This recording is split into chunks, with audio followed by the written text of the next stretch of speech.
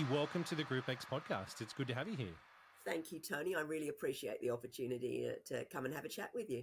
Awesome. I'm excited to get to know what Masala Bhangra is about. I've done a little bit of research, and that was when I was Googling and I found and reached out, but I'm so grateful to have you here. Can you tell us a little bit about what Masala Bhangra is? Of course, I'm happy to do that. So if you look at the name of the program, Masala means spicy and Bhangra is a form of dance. So just looking at the name by itself means spicy dance. So you know you're in for something a little bit special. Yeah. So it is an Indian dance-based fitness program that takes inspiration from both Bollywood movies and from Bhangra, which is a folk dance from northern India. Okay. So Bollywood, we all know about Bollywood movies. It's a little bit cheeky, a little bit flirty, and that element of it allows us to express, the feminine side of ourselves. Yep. Whereas Bhangra was traditionally done by men at the conclusion of the harvest. So it's a dance full of joy and excitement. But as a result, it is a dance that is very energetic and strong. And through that, it allows us to express, perhaps the masculine side of ourselves. Yep. I mean, now it's danced by women as well, Yep. but you've got that history. Yeah. But then, why you've got the masculine side of things.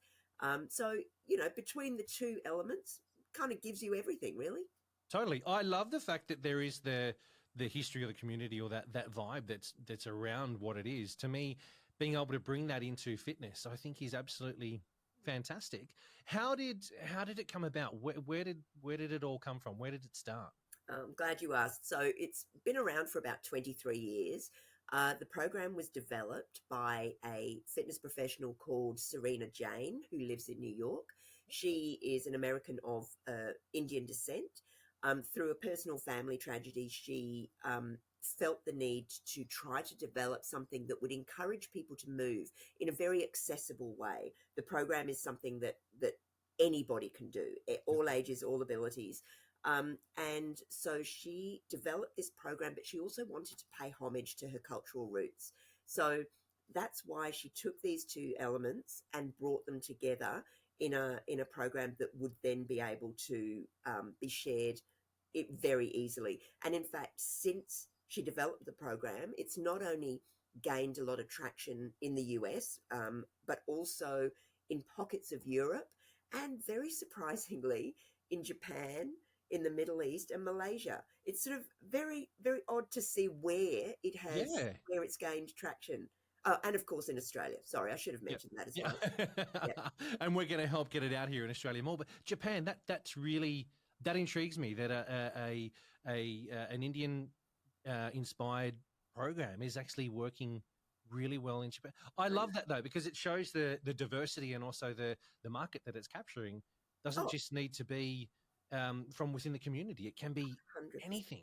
Absolutely. I mean, obviously there will be various demographics that are going to be more inclined to take on the program, but that doesn't mean that you are limited in any way, shape, or form. I mean, even within our instructor base and in our master trainer base, we've got all kinds of cultural backgrounds represented.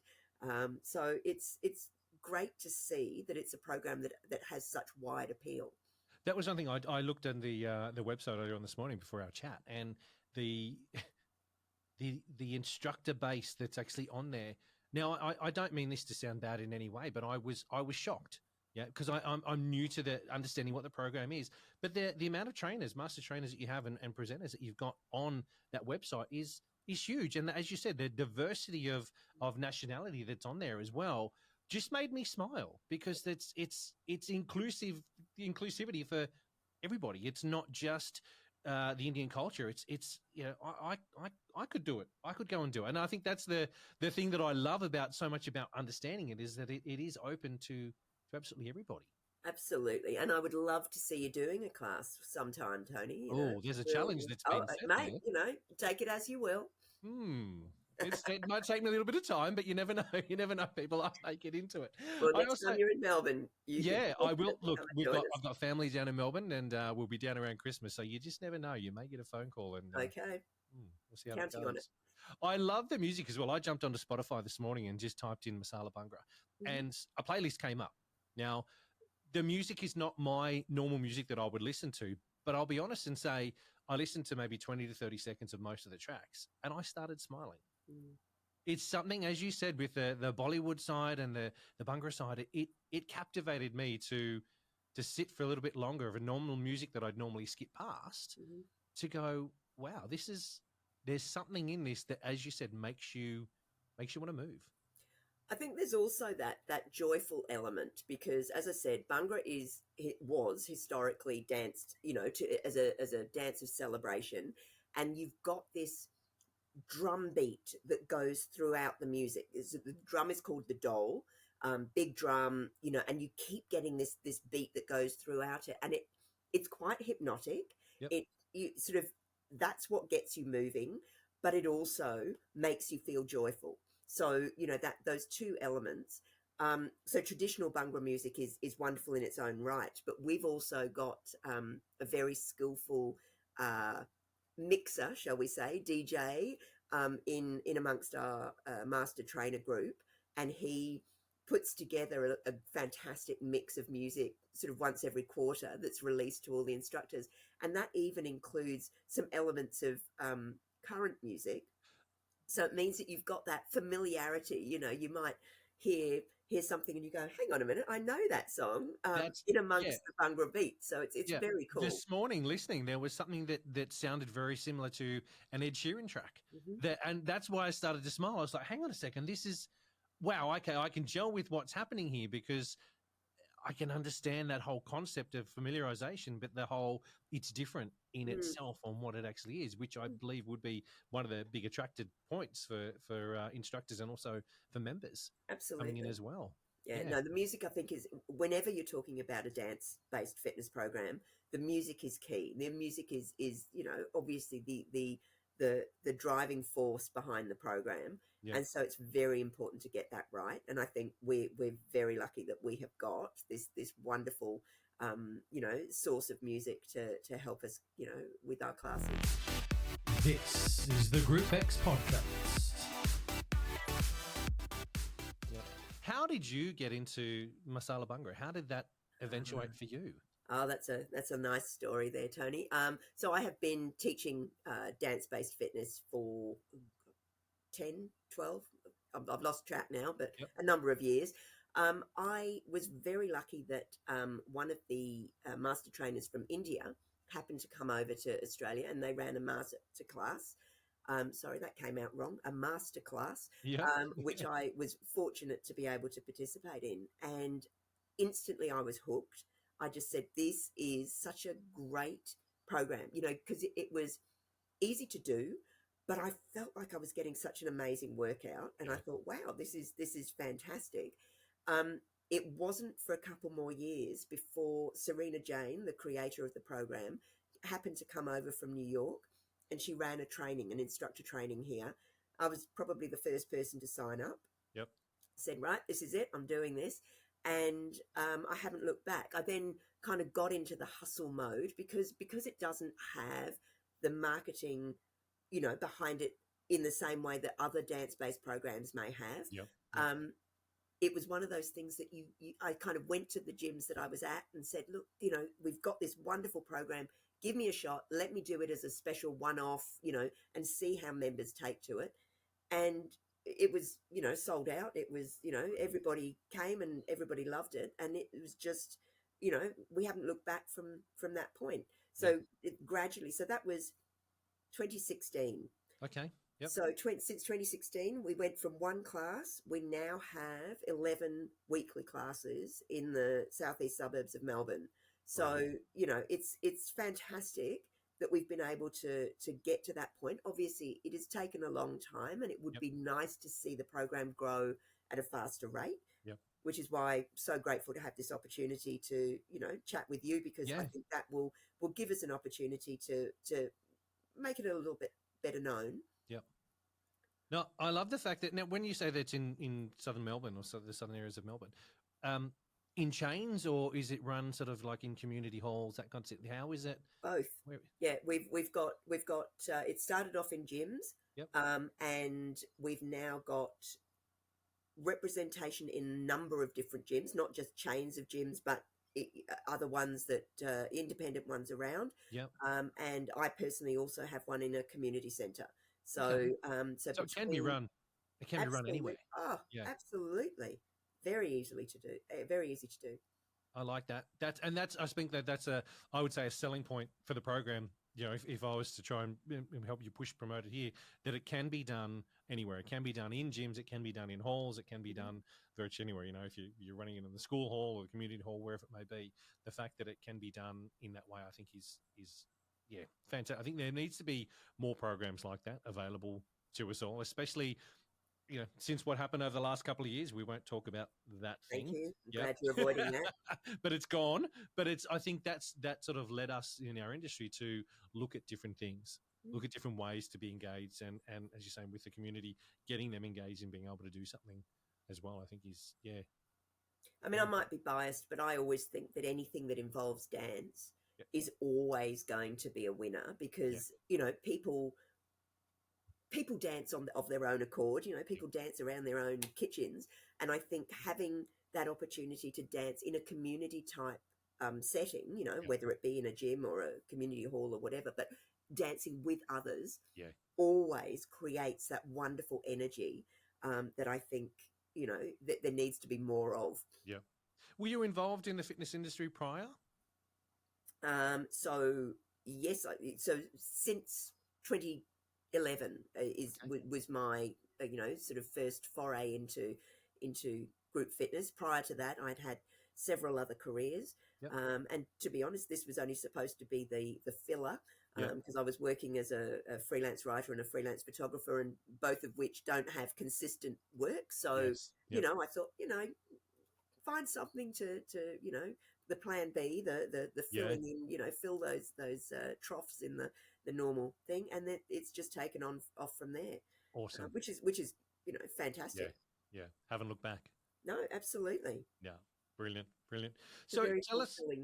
Sorry, I was going to say it's a very fulfilling area to be in. Look, I think the fitness industry is, you know, my background, I come from corporate up until 2002, 2003. I was in telecommunications and IT, and I stumbled across the gym because I was like, oh, I want to go and do something. I put on a bit of weight. I need to get fit, and it's infectious. Yeah, I started going before work and after work, and next thing you know, I was leaving work and going over there to do PT full time and teaching classes. And yeah, it's been an amazing journey. And the amount of people, I think I love the amount of people you meet along the way. There's never a bridge that gets burnt because you don't have to. It's not that. It's just you're meeting people, experiencing things with people. And as you said, seeing the smile on someone's face when they're doing exercise with you or next to you or in front of you, that's infectious. 100%. Yep, absolutely. Yep. You get eye contact with someone and smile, they smile back. You know, unless they're in a really, really bad mood and they're just going to go, I'm not ready to smile at you right now. You know, it's infectious. It happens. And I think, especially with dance, to me, I love the fact that you dance like no one's watching. That is my motto. Yeah. Just doesn't matter who's next to you. They're having fun too. They're not looking at you going, I have this thing. I can't dance. Yeah, I've tried many dance programs, and I do the dad sidestep. Yep, I'm just the dad that, I'd stand there at a blue light disco and just be moving side to side going, yeah, this is fun. You know, I've tried, and I just don't. I don't have groove and rhythm in that way. Well, I don't think I do anyway. But I would be the type of person that would sit there and sort of hold in the back room and sort of be like, no one look at me. You know, I'm doing this with you. I'm here. I'm feeling the energy. I'm doing this. But that would be something that I would say to anyone that's doing that. Let the inhibitions go. Just be part of it. Be present in the room and have some fun with what's going on. Put a smile on. No one's looking at you. They're looking at the instructor, following what's going on, seeing what the move is next. But you know what, Tony? Masala Bhangra is actually created for people like you because you don't have to be a dancer to be able to do it. You just have to follow a beat. Yep. And you know, that side step that actually leads into steps that we do, you know, so it is not, don't feel that you have to be a dancer to be able to do Masala Bhangra. Follow Talk, that beat and you're talk fine. us through the format then of the program and how it actually works. Is each, like, how many tracks are there that you go through? Is there a different format for each track? Is there a different format for each release? Tell us as much about that as you possibly can. Absolutely. No, look, I'm happy to do that because that's exactly what we're not. If I were to use a quick descriptor, I'd say it's a bit like old school aerobics Okay. because what it does is, or the way it works is we have a warm up at the start, cool down at the end. Yep, standard. As we work through the program, you learn a move, you learn a second move, you put the two together, learn another move. So it's that add-on formula. Okay. Yep. And it's a 32 count format, so it's just a continuous rhythm of music or continuous flow of music, and you just keep adding on, adding on, adding on until at the end you've got a routine, an entire routine. And then we have what we call our Masala Bhangra Jam. And it's an opportunity to perform the routine. So, you can transport yourself out of whichever suburb you happen to be in. Imagine yourself on the set of a Bollywood movie and you Excellent. perform the dance. And I think that is the point at which you then really capture everybody's joy Yeah. because they have been working hard the whole way through. And then they suddenly go, hang on, we've learnt this entire routine in 45 minutes or 40 minutes or whatever it might be, and they're often in awe of the Yep. fact that they've managed to do this. I like to bring in a little bit of kind of some hand scarves. That's Yep. that's that's how we do it. We, put on some hand scarves and then they wave their way through the dance, and they just feel as if they are totally transported elsewhere. They love it. They have a blast. We shout a lot. Yep. Actually, I should mention that. We Yep. do shout a lot. So every now and again in a Masala Bhangra class, you will hear the instructor shout out, "Bale Bale," which is our way of saying, "Woohoo!" Yep. And then the group repeats that. They shout it back. So it's one of those ways that you just generate that energy. The You energy. raise the energy in the class, but also I often say, I'm also checking just to make sure you're still breathing, Yeah. because we don't want anybody collapsing on us. So, so that's that, all of these things, they all combine to create this atmosphere of joy and celebration. Um, so that's how it all comes together. I love it. I love the fact that, you know what, I know I could do that. I I could know do you that could. if it's adding on and it's starting basic. It reminds me of probably the first time that I started looking at group exercise, and when I went and did my Cert 3 um, uh, for fitness, and I had to do the group instructor module, Mhm. that I had to design a freestyle aerobics routine. And yeah, you can. I love the smile on your face there because you know where this is going to go. With the guy that has two left feet, I remember marching forward, marching back, and then we added on, and it was only a 3.5 minute routine that I had to do. They needed to see that I was able to do it, get to the end, but then go through the thing again, but explaining and connecting and doing it all. But that was what you just explained is how that routine was for me. It was just a basic walk forward, walk back, add a clap, walk forward, walk back, add a clap. We're going to go to the side, we're going to come back, and then get up to finally doing the grapevine and arms and all that kind of stuff going in there.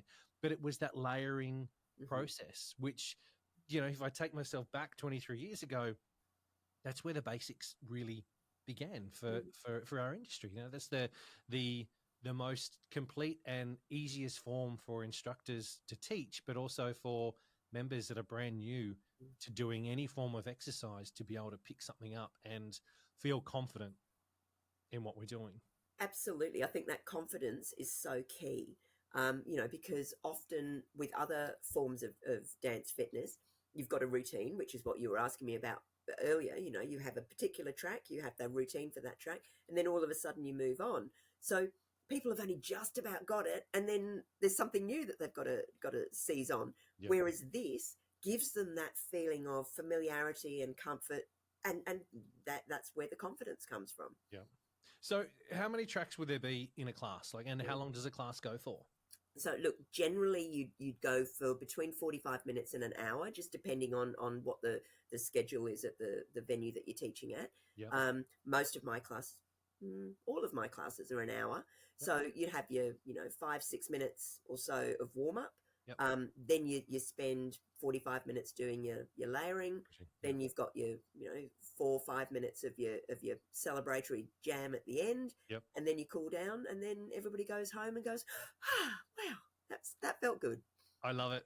So there could be the amount of tracks can change per class, per release. Absolutely, but it's not a per track thing. So the flow, the music is a continuous flow. So it will go, even though it's different songs, it will flow through. So I absolutely couldn't tell you how many tracks there would be in a Brilliant. class, because it's just, I use we have what we call a music mix, Yes. which is put together for us every quarter. Yep. And so that runs for 45 minutes. Yep. So sometimes I run out of time and go, oh, yep, whoops, better go back to the beginning. Sometimes, we just happen to finish it, as it finishes. So yeah, I like that. Then that's different to, I suppose, the normal, what most instructors would be used to if they're here in Australia, where Les Mills dominant, obviously, and knowing the format of, this track does this track does this, there's 7 tracks or there's 10 tracks or whatever it may be. I like the fact that, it's music. You're moving. You're doing something. You don't probably, as you said, you don't know that there were 15 or 25 tracks. It's just continual moving to go through, and that I think is cool. That I think is different to what we've seen here. But I think that point of difference is something that probably helps captivate people as well. But it also keeps things moving, because you don't get to the end of a track and then you suddenly stop. It is all, it's ongoing. So you never get that opportunity to stop and go, oh, okay. I mean, I'm not saying you don't stop. I mean, you stop and have a break or whatever, but it doesn't stop. So you just jump straight back into it, and the heart rate continues to stay elevated. So you're not wasting anything by stopping and You're just going the whole time. Absolutely. That's cool. This is the Group X podcast. Very cool. So for an instructor, what does training look like? How long is the training? Is it a day? Is it 2 days? Okay, we've got training. different levels of training. So in order to become an instructor, you have to complete the level 1 ambassador training, where instructors are known as ambassadors. That particular training lasts for a day. We have a training coming up on the 6th of August. Brilliant. Just saying August makes me freak out. I can't believe it's almost there. But anyway, so Sunday the 6th of August, we've got a training coming up in Sandringham, in the southeast of Melbourne. And basically it's an opportunity for us to cover everything about the program. So we will go through the cultural influences. We'll go through a library of moves, which is what you learn through level 1 training. There is an assessment. So we require our instructors to actually put together a 32 count block of choreography, if you like, using that library of moves, and be able to teach on that continuous 32 count format, because that is something that a lot of people are not familiar with. So sometimes it can take a little bit to get into that flow. And then that's it. So, it's a 1 day thing. It's neat and tidy. We do also have a level 2 training, but not offering that at this point in time. But that'd be another day on top of that, or 3/4 of a day.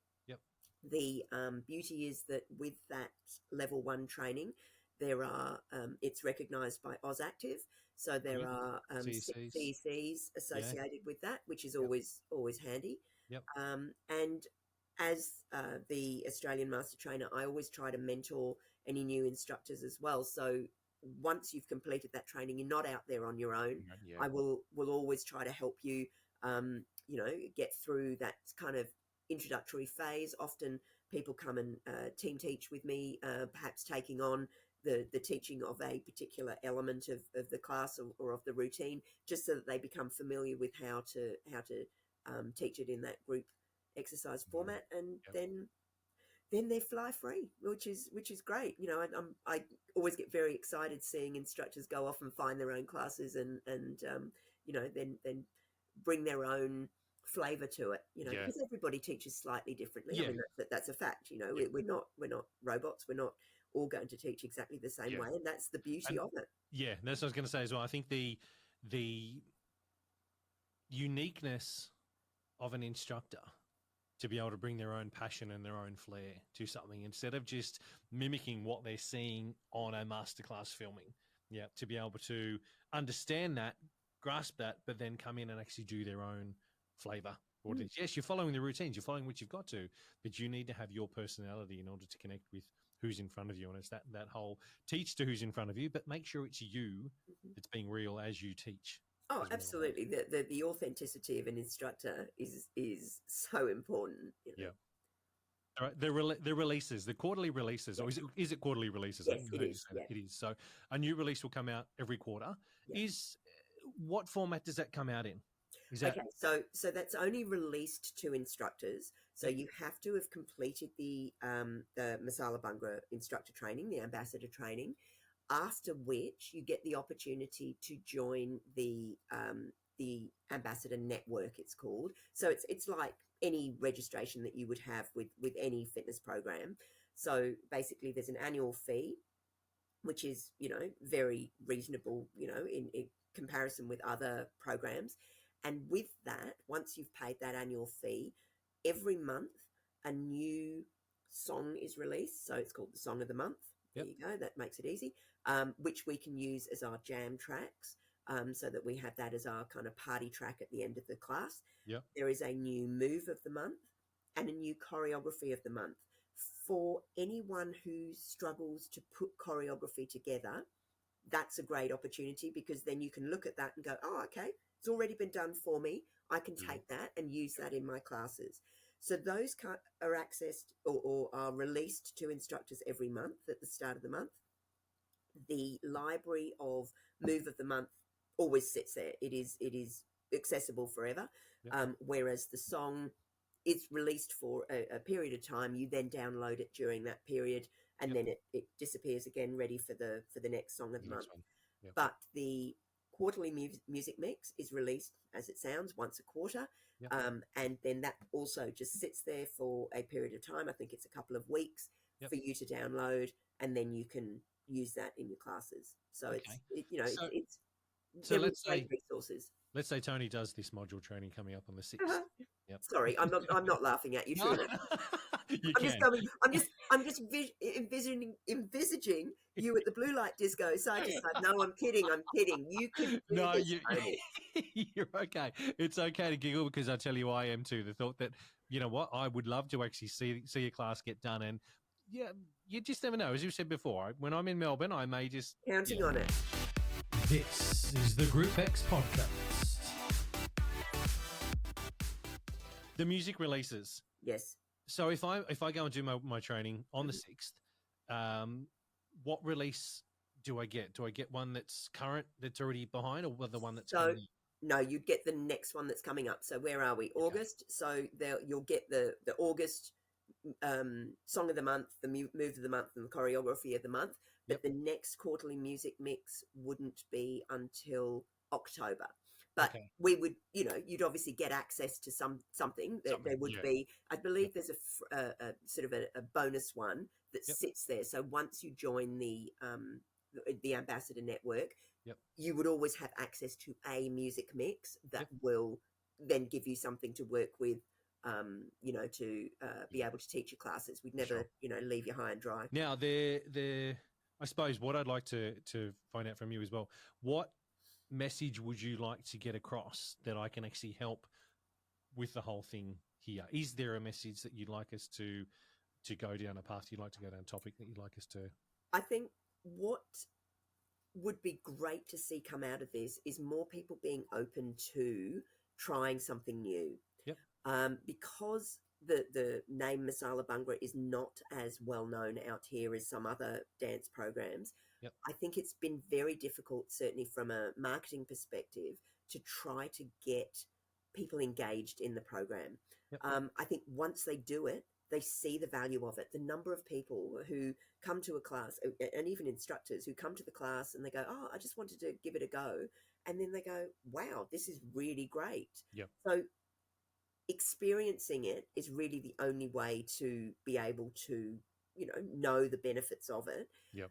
But often people can't go to, instructors can't go to classes. So I just would really love to see people being open to teaching something a little bit different and, with a very wide appeal, because it genuinely is something that is accessible to all ages. The number of the span of age and ability that come to my classes is really phenomenal. I have some people in their 70s, in their 80s doing these classes. They may not do it at the same level of intensity, Yep. but they do it and they keep moving. And this is what is so valuable. Yeah. That was going to be the next question I was going to ask you is, who is it for? Who is Masala Bhangra for? And you've just answered that by there can be young ones in there up to the older population as well, because as you said, it is everybody can do it. Everybody can get in and let their inhibitions. Modify it as you need to. Yeah. But just get out there and move. Oh, brilliant. Thank you for your time and thank you for sharing everything you have done Not with at us. all. Guys that are listening and watching it, jump onto the show notes, whether it's on YouTube or whether it's through the website or Spotify, wherever you find wherever you're listening from. Jump on, there'll be show notes on how you can get in contact with myself, with Naki, and also with the Masala Bhangra website as well. So, yeah. But of course, there is one thing that I have to do before we go, is we just have to test out how well you can do the chant that we do. So I'm going to give this a go, Tony, okay? So I'm going to go, Bale Bale! Bale Bale! Woohoo! Good on you, mate. That was awesome. It had power, it had enthusiasm, it had energy. I love that. Thank you so much. That was awesome. You take care, Tony.